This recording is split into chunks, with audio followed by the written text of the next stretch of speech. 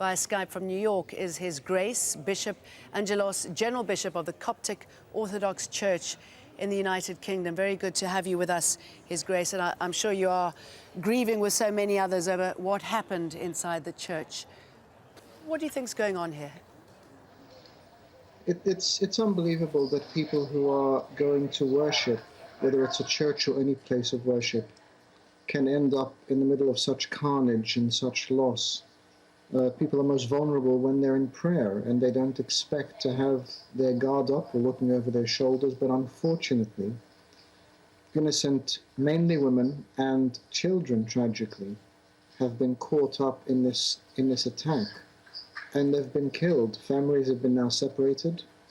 Our focus, of course, currently is on the families of those who have lost loved ones and those who are injured. We had an urgent call for blood donors this morning, and I put out a tweet in response to that. And it really is just dealing with the aftermath of it.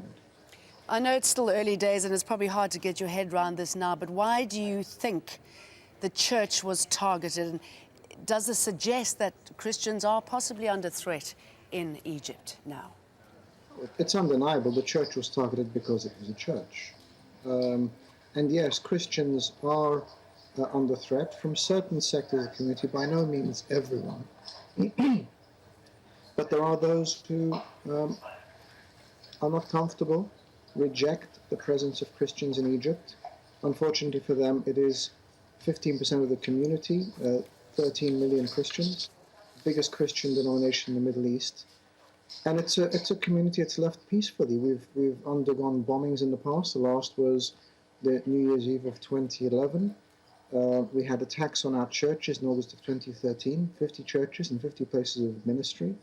And yet we've never retaliated angrily, we've never retaliated violently. And it's tragic that first that this could happen, but that there is also an element of our humanity that can impart with such aggression and violence so indiscriminately. And clearly questions need to be asked. I mean, I believe that there is a lot of security in and around the church, so you just wonder how this could have happened. Well, just to explain, the Church of St. Peter's is connected to the cathedral precincts, but its entrance is on the outside of the walls, so there's a lot of security going in. But going into this particular parish, because it is a parish church, people that are part of that parish and have been for a lifetime.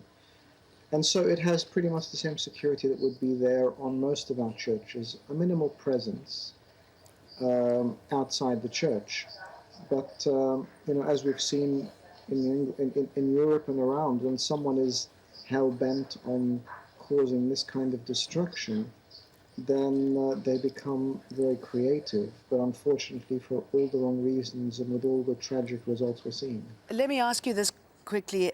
El-Sisi has said that he will hold those responsible for this. I mean, is he saying the right thing? Are you concerned about his words? We've seen many people targeted after attacks have taken place that might not necessarily be linked to these attacks. Well, it's the right thing, whether this was a church or a mosque or a synagogue or a community center.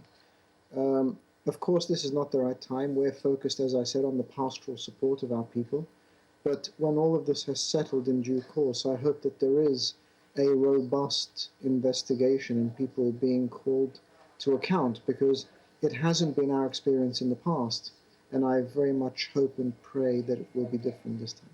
All right, thank you very much for talking to us, His Grace Bishop Angaelos.